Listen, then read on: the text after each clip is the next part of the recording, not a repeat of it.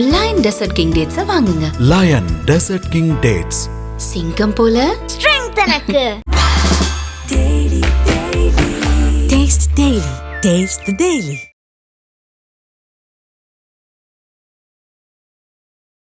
வேலூர் மத்திய சிறையில் டிஐஜியா இருக்கக்கூடிய திருமதி ராஜலட்சுமி அவர்கள் மீது ஒரு குற்றச்சாட்டு. அவர்கள் உள்ளிட்ட 14 பேர்கள். சிவகுமார் அப்படிங்கிற ஆயுள் கைதி அந்த சிறையில் இருக்கிறாரு. அவர் டிஐஜி ராஜலட்சுமியுடைய அதிகாரத்தை தவறாக பயன்படுத்தி வீட்டு வேலைக்கு அழைத்து சென்றதாகவும், அவ்வாறு அழைத்து சென்று அவர் வீட்டு வேலையை ரெகுலராக பண்ணிட்டு வரும்பொழுது ராஜலட்சுமியுடைய வீட்டிலிருந்து 4.5 லட்சம் ரூபாய் பணம் காணாமல் போய்விட்டது. அவர் சிறைக்குள்ள இருக்க வேண்டியவர் சிறையில தான் இருக்கணும். எதுக்காக அவர் வீட்டு வேலையை போய் செய்ய சொல்லணும் அப்படிங்கிற ஒரு கேள்வி வருது இல்ல. ஐஜியோட உத்தரவின் பேர்ல வெளியில அழைச்சிட்டு போயிட்டு ஒரு வேலையை முடிச்சுட்டு கொண்டு வந்துடலாம். ஆனா தொடர்ந்து ஆர்டர்லி மாதிரி ஒருத்தர் கொண்டு போய் பயன்படுத்த கூடாது. ஆனா நடைமுறையில அனுமதி பெற்று இந்த மாதிரி எல்லாம் வெளியெல்லாம் கூட்டிட்டு போய் வேலையெல்லாம் செய்ய வைக்கல. இல்ல வேலை செய்யறதுன்னா ஏடிஜிபி அல்லது ஐஜியோட உத்தரவின் பேர்ல ஒரு பணியை, பேரிடர் மேலாண்மை போன்ற பணியையோ அல்லது ஒரு சிறப்பான பணியோனா அப்ப ரிட்டனா எழுதி பர்மிஷன் வாங்கியிருக்கணும். ஆடைகளுக்குள் ஏதாவது மறைத்து வைத்திருந்து அந்த எந்த பொருளையுமே உள்ள கொண்டு போகாத அளவிற்கு அவரை சோதனை செய்த பிறகு என்ட்ரி போட்டு தான் அனுப்பணும். இல்ல இப்ப நான் தெரியாம கேக்குறேன், இப்போ இது ஒரு மனித உரிமை மீறலா இருக்காதா? அது அடிப்படை காரணம் இல்ல வேற என்ன காரணம்? வேற ஏதாவது பொருள் எடுத்துட்டு போயிருவாங்க. ஆமா, பொருள் யூஸ்வலா சிறைச்சாலைக்குள்ள போதை பொருட்கள் புழக்கம் இருக்குதுன்னு கேள்விப்பட்டிருக்கீங்களா? போதை பொருட்கள் நீங்க கொண்டு போயிருங்களா? ஒரே ஒரு பிளேடு கொண்டு போயிட்டீங்கன்னா நீங்களே கழுத்தை அறுத்துக்கிட்டு உள்ள தற்கொலை பண்ணிட்டு அதுக்கு பொறுப்பாளர் யாரு? சிறைத்துறை சேர்ந்தவர்கள். இப்ப சிவகுமார் உள்ள போயிருக்காரு. உள்ள போன உடனே அங்க இருக்கக்கூடிய காவல்துறை அதிகாரிகள் என்ன பண்றாங்க? உள்ள இருக்கக்கூடிய சிறைத்துறை அதிகாரிலாம் அடிச்சுட்டாங்க, அடிச்சு துன்புறுத்துட்டாங்க. கிட்டத்தட்ட 90-95 நாளா அவங்க அம்மாவையே பார்க்க விடல.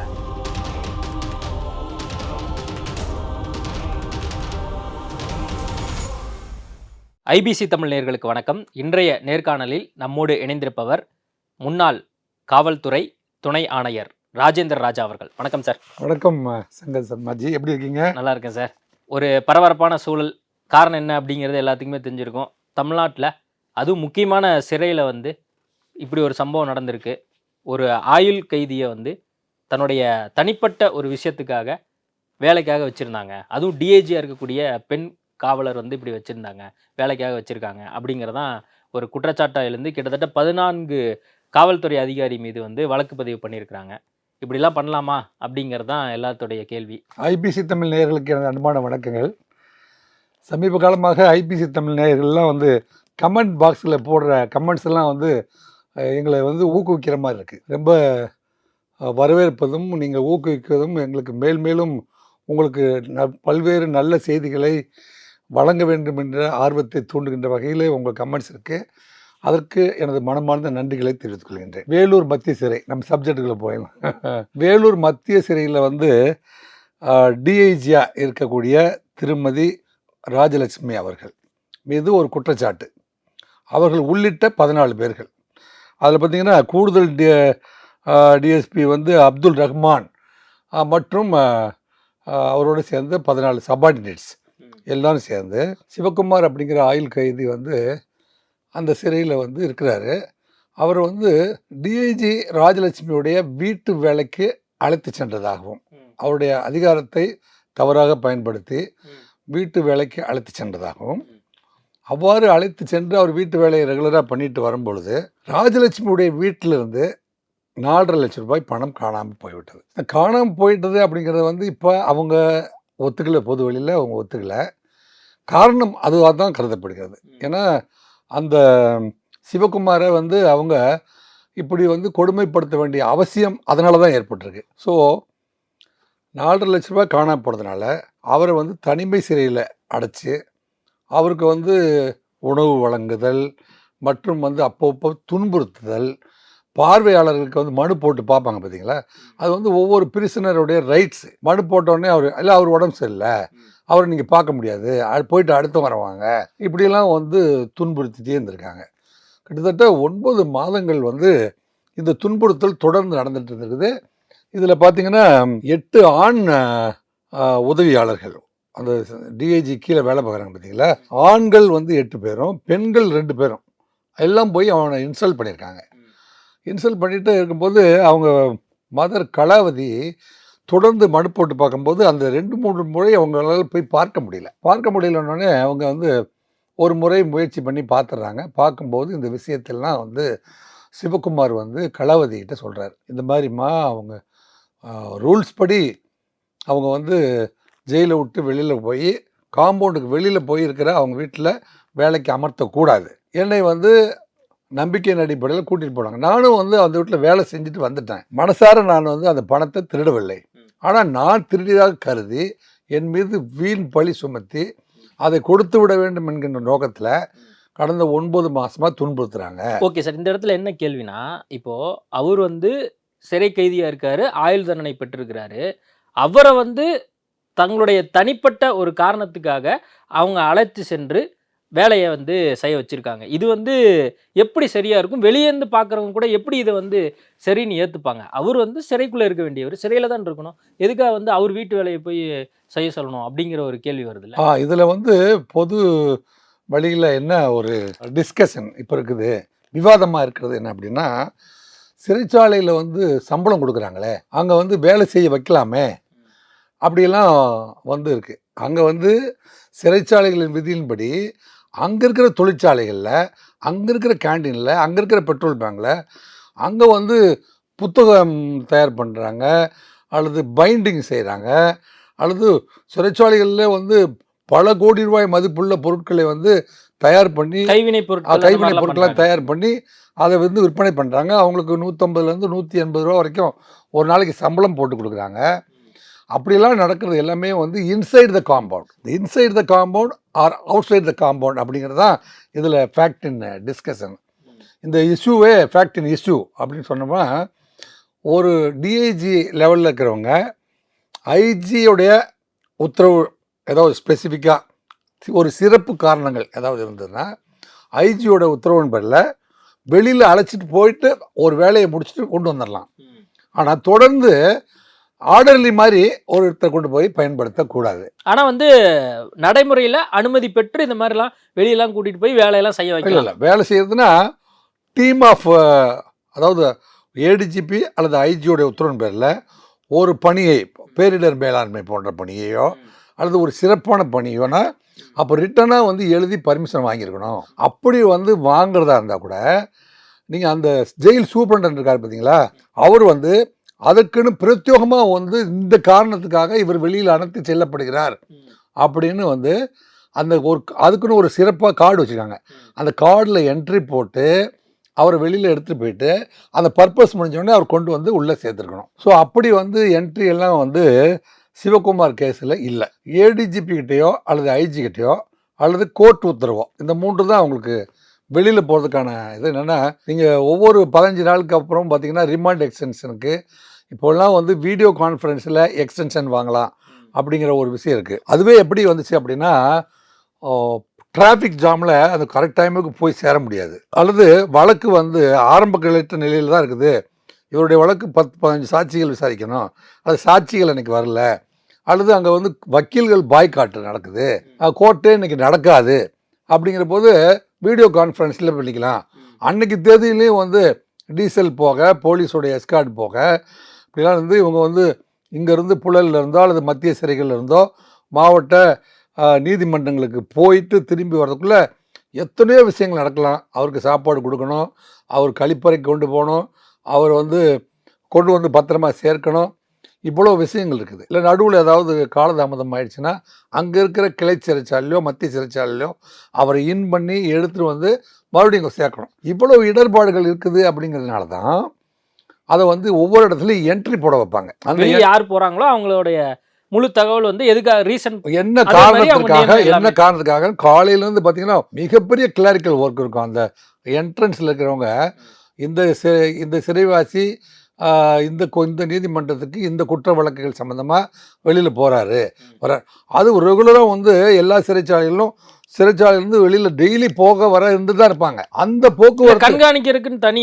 ஆஃபீஸர், அதுக்குன்னு வந்து ஒரு ஜெயிலருக்கு கீழே வந்து சஃபிஷியன்ட் ஒரு டிபிஓவில், டிஸ்ட்ரிக்ட் போலீஸ் ஆஃபீஸில் எவ்வளோ ஸ்டாஃப் இருப்பாங்களோ அவ்வளோ ஸ்டாஃபு அதுக்கு இணையாக ஸ்டாஃப் போட்டு அங்கே வந்து மெயின்டைன் பண்ணுறாங்க. வெளியில் போனவங்க எத்தனை பேர், போனவங்க வந்து ஒவ்வொருத்தராக வந்து சாயந்தரமாக வந்து கோர்ட் முடிஞ்சு வந்துட்டாங்களா, போகும்போது அவரை செக் பண்ணி அனுப்புறது தான், வரும்போது அவரை செக் பண்ணி தான் உள்ள அனுப்புவாங்க.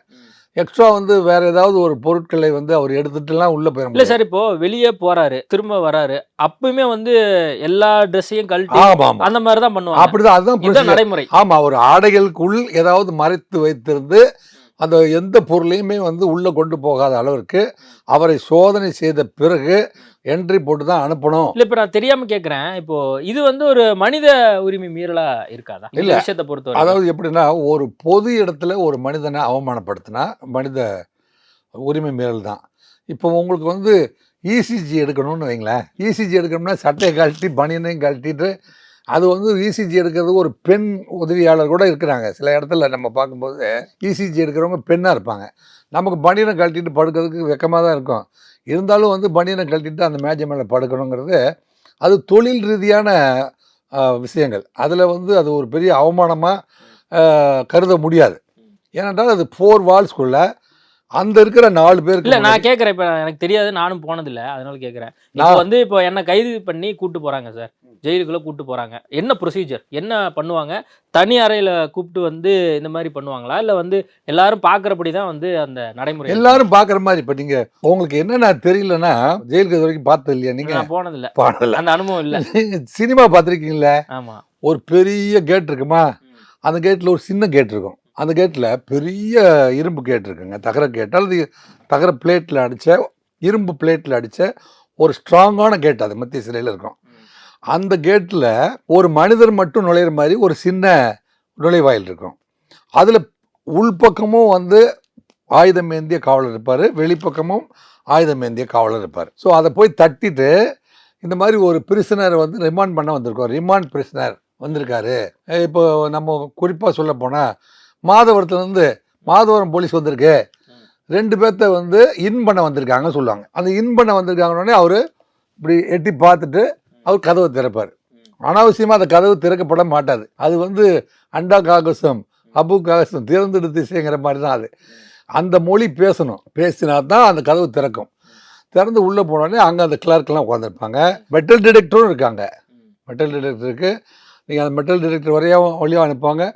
உங்கள் உடைகளை கலந்து அங்கம் மச்சம் அடையாளம் எழுதணும், உங்களுடைய ஐடென்டிஃபிகேஷன் மார்க் எழுதணும், உங்கள் ஊர். இல்ல இப்ப அதுக்காக தான் ட்ரெஸ் எல்லாம் வந்து ஆமாம், கழட்ட சொல்றாங்க. அது அடிப்படை காரணம் வந்து இல்ல வேற என்ன காரணம், வேற ஏதாவது பொருள் எடுத்துட்டு போயிருவாங்க ஆமாம் அப்படின்னா? பொருள். இப்போ வந்து நீங்கள் யூஸ்வலாக வந்து சிறைச்சாலைக்குள்ள வந்து போதைப் பொருட்கள் புழக்கம் இருக்குதுன்னு கேள்விப்பட்டிருக்கீங்களா?